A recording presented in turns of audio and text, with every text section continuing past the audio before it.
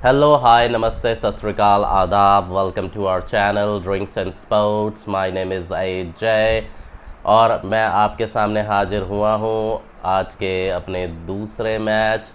जैसे कि आप सब लोग जानते हैं आज डबल हेडर है, तो मैं आज के दूसरे मैच की प्री मैच एनालिसिस के साथ एक बार फिर दोबारा आपके सामने हाजिर हूँ। Match number 46 IPL season 18 2025। अब ये मैच बहुत ही ज़्यादा इम्पोर्टेंट होने वाला है। पिछले मैच जो इन दोनों टीम के बीच में पिछला मैच हुआ था, उसमें जो अवे टीम थी उसने होम टीम को बहुत ही ज़बरदस्त पटखनी दी थी। अब इस मैच में जो पिछले मैच में अवे टीम थी वो इसमें होम टीम है, और जो उस टाइम पे होम टीम थी इस मैच में अवे टीम है। समझ तो गए होंगे आप। मैं बात कर रहा हूँ Delhi Capitals versus royal Challengers Bangalore. एक तरफ है कर्नाटका के KL राहुल, गुजरात के बापू और उनकी टीम दिल्ली कैपिटल्स। दूसरी तरफ है दिल्ली के विराट कोहली और उनकी टीम रॉयल चैलेंजर बैंगलोर। अब भाई लोगों, मैच तो बहुत ज़बरदस्त होने वाला है, क्योंकि RCB अभी तक एक भी अवे गेम नहीं हारी है। 7 में से 5 अवे गेम वो अपने खेल चुके हैं, जिसमें से 5 के 5 उन्होंने जीते हैं।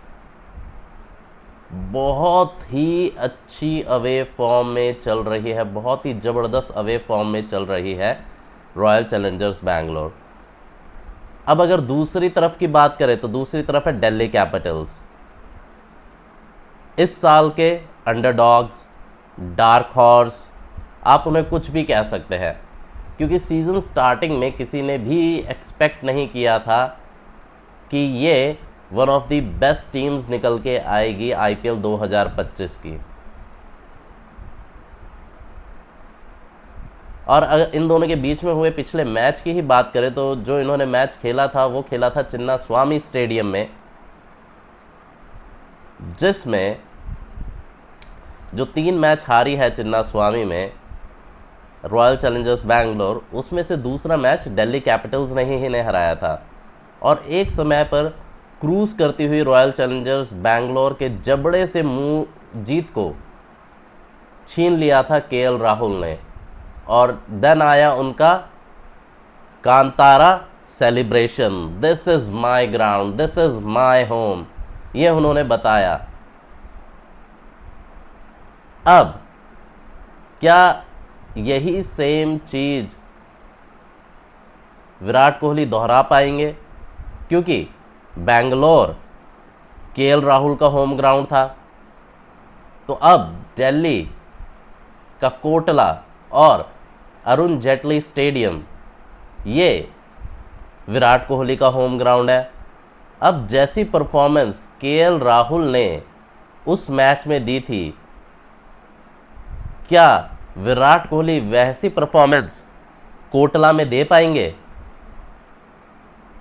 और क्या वैसा ही सेलिब्रेशन करेंगे?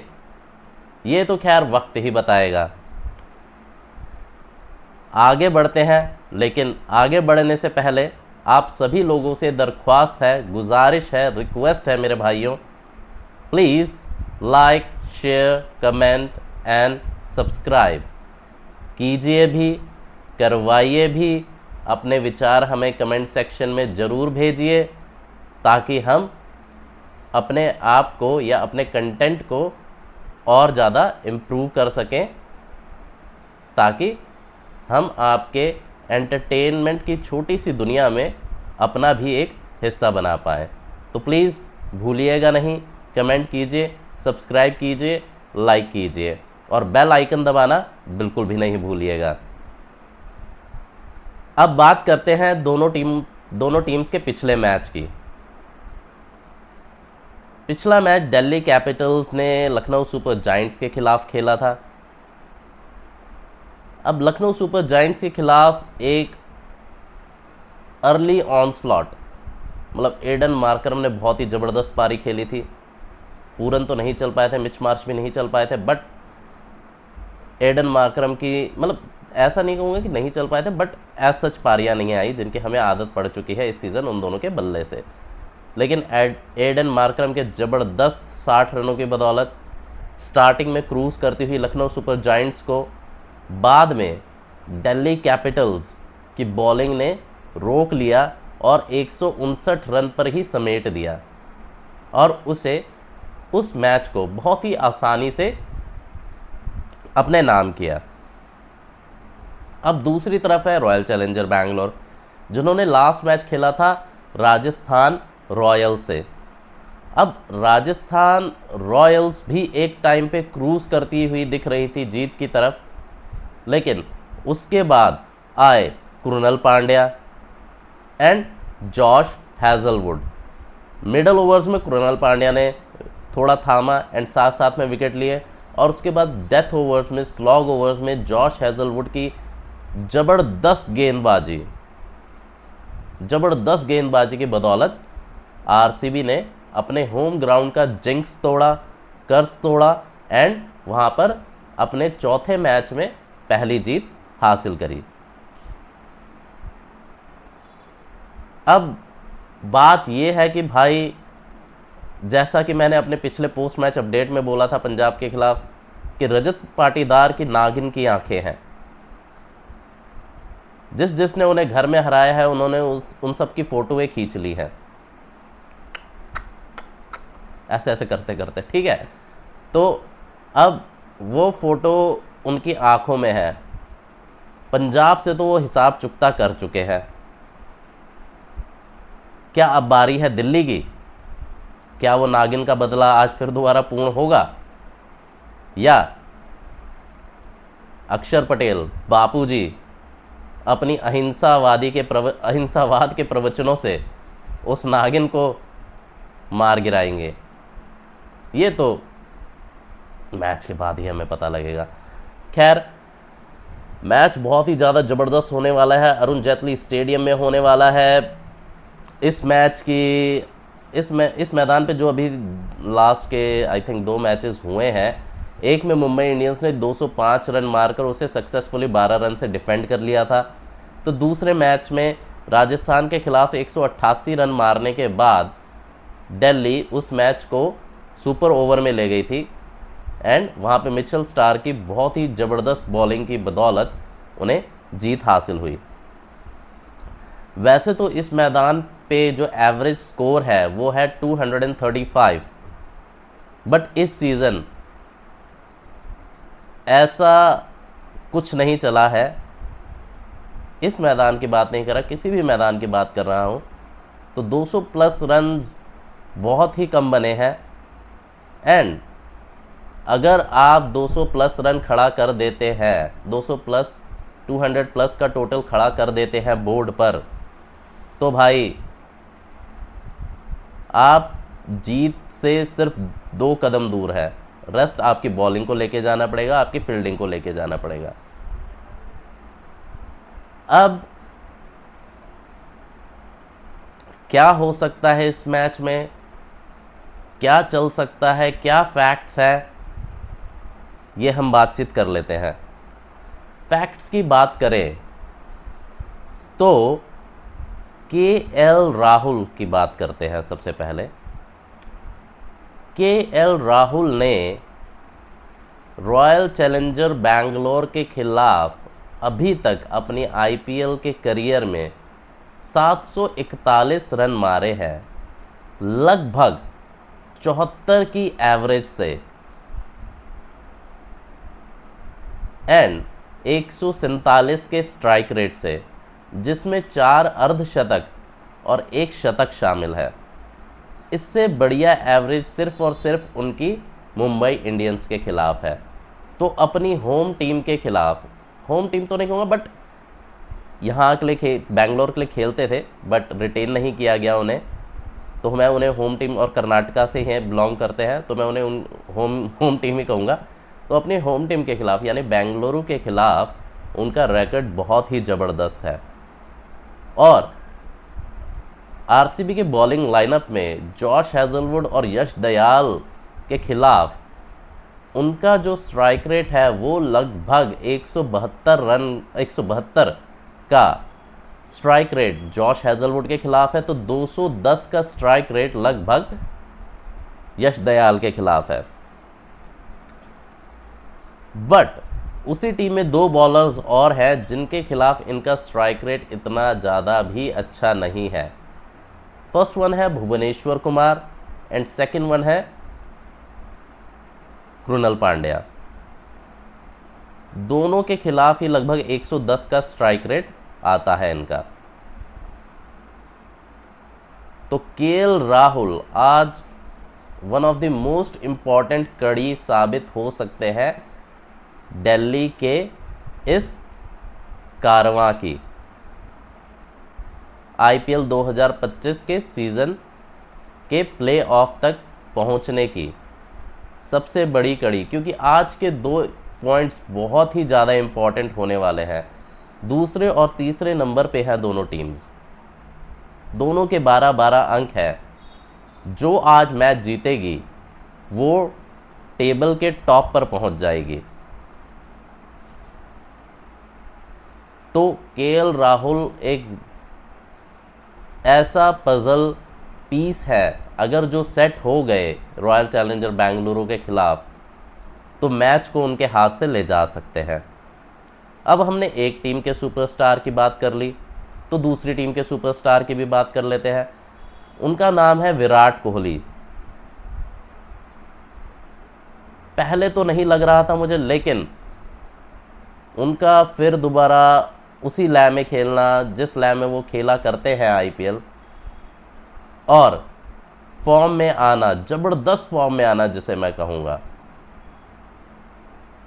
एंड उसके बाद ऑरेंज कैप लीडर बोर्ड में सूर्य कुमार यादव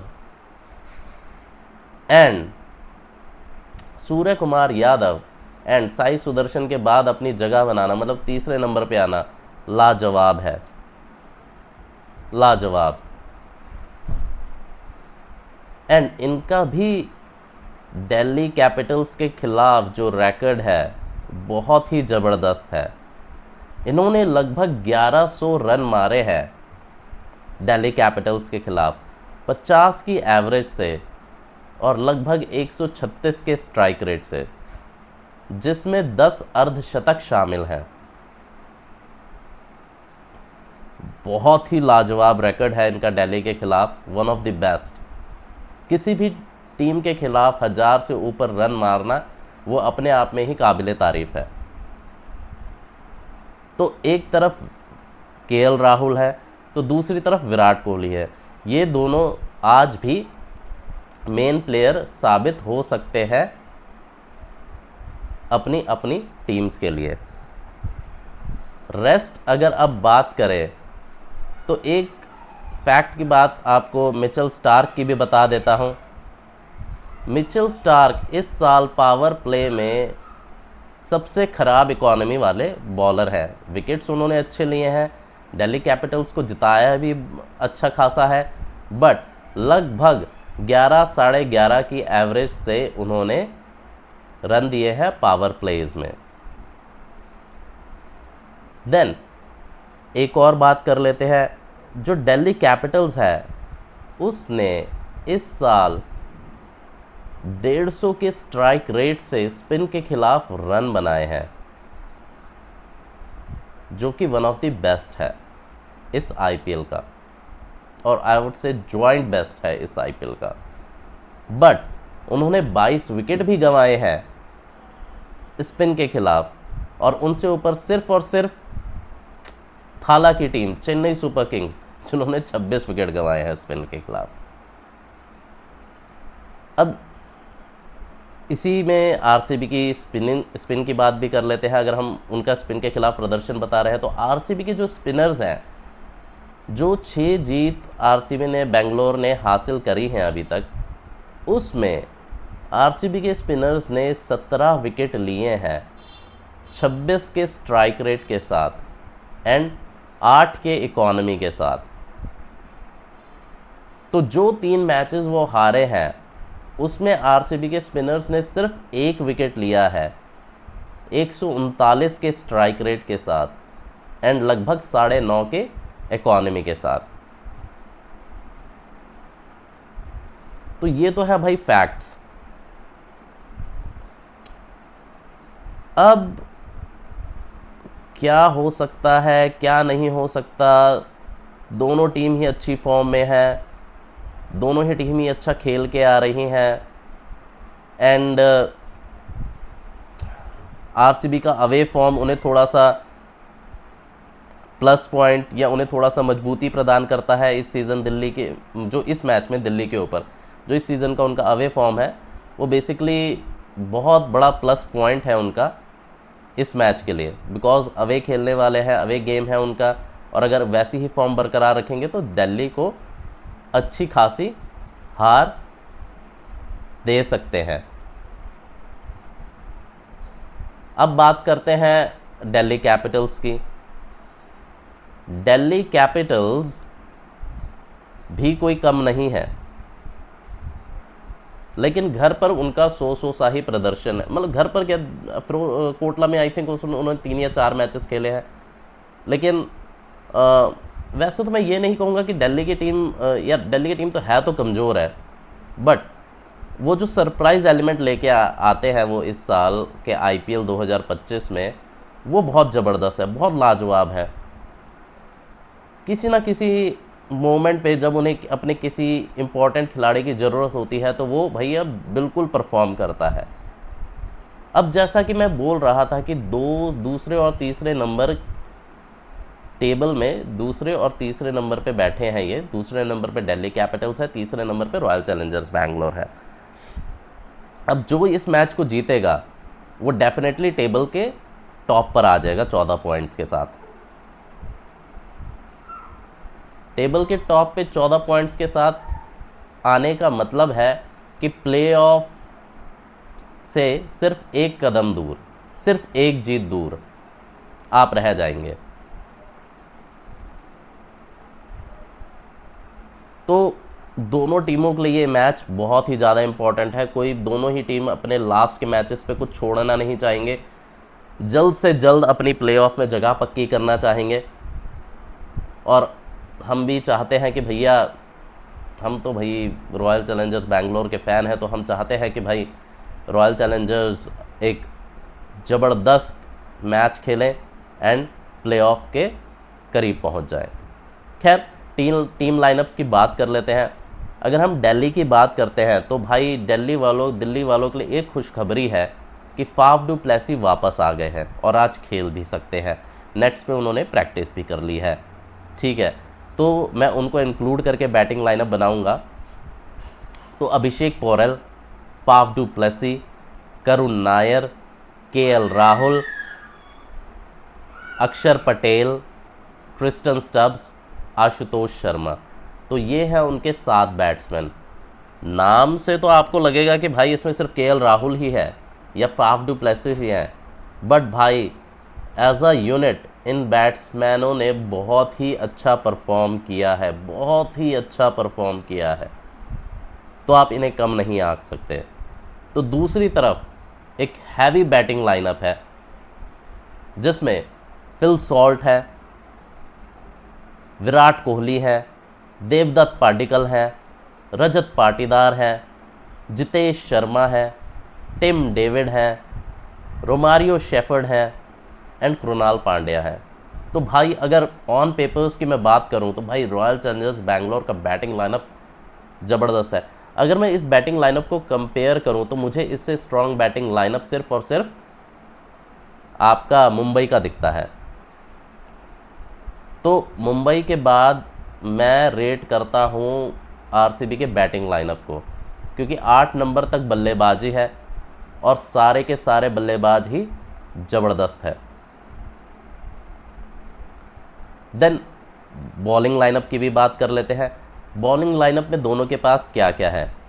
अगर दिल्ली की बात करें तो भाई मिचेल स्टार्क है, दुष्मंता चमीरा खेल सकते हैं, पिछला मैच खेले थे, अच्छी बॉलिंग कराई थी। तो मिचेल स्टार्क, दुष्मंता चमीरा, मुकेश कुमार, अक्षर पटेल, विपराज निगम एंड आपके कुलदीप यादव। और विपराज निगम का नाम मैं बैटिंग में भूल गया था, लेकिन भाई वो भी एक ठीक ठाक कैमियो खेल सकते हैं। खैर ये 6 बॉलर्स हैं, उनके पास 3 स्पिनर्स 3 पेसर्स, 6 क्वालिटी बॉलर्स हैं। और अगर इनका दिन हो तो ये किसी भी टीम को नेस्तो नाबूद कर सकते हैं।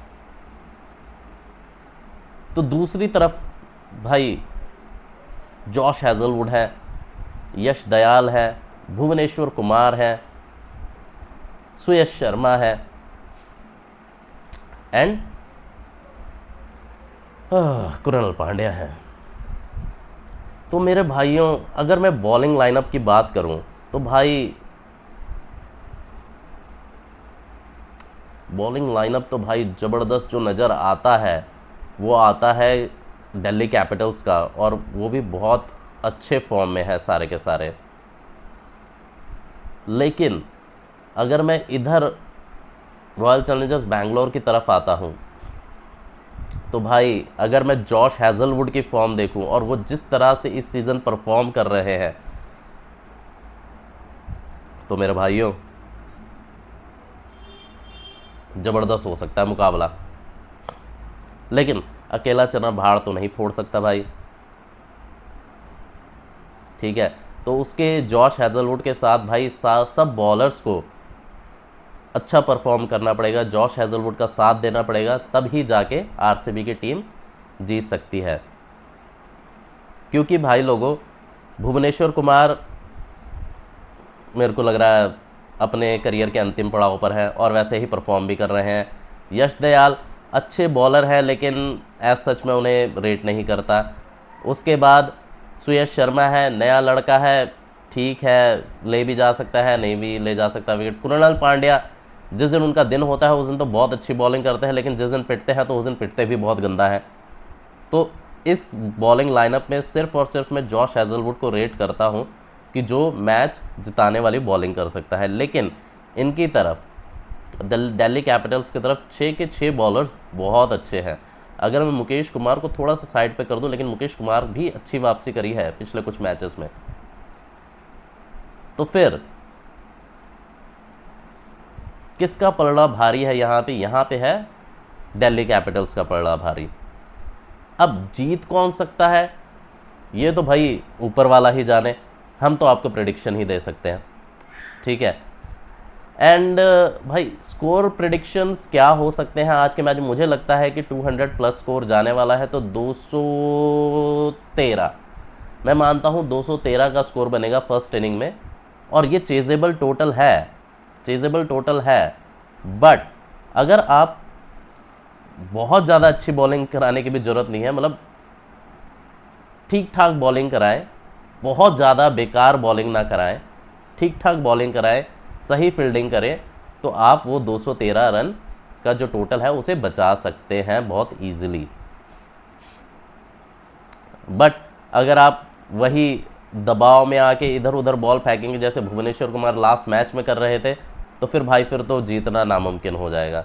लेकिन अगर आप सही बॉलिंग कराते हैं, सही जगह पे बॉल फेंकते हैं, तो फिर डेफिनेटली 213 का जो टोटल रहेगा वो विनिंग टोटल रहेगा इस मैदान पर। अब बात कर लेते हैं जीतेगा कौन। भैया हम तो हमेशा से ही आरसीबी के साथ हैं, तो रॉयल चैलेंजर बैंगलोर, दिल धड़कता है हमारा बैंगलोर के लिए।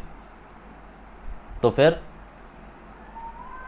हमारा तो मानना है कि भैया हम तो बैंगलोर के साथ है और बैंगलोर ही जीत के निकलेगी और अवे मैचेस में अपनी 6ठी जीत हासिल करेगी, ये हमारा मानना है। आपका क्या मानना है हमें कमेंट सेक्शन में आप लोग बता सकते हैं। तो फिर क्या लगता है आपको, क्या दिल्ली के दिल वाले दिल जीत कर ले जाएंगे फिर दोबारा?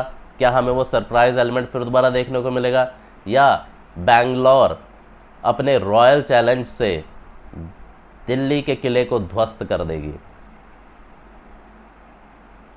तो फिर मिलेंगे मैच के बाद। तब तक के लिए अलविदा। थैंक यू, धन्यवाद, जय हिंद।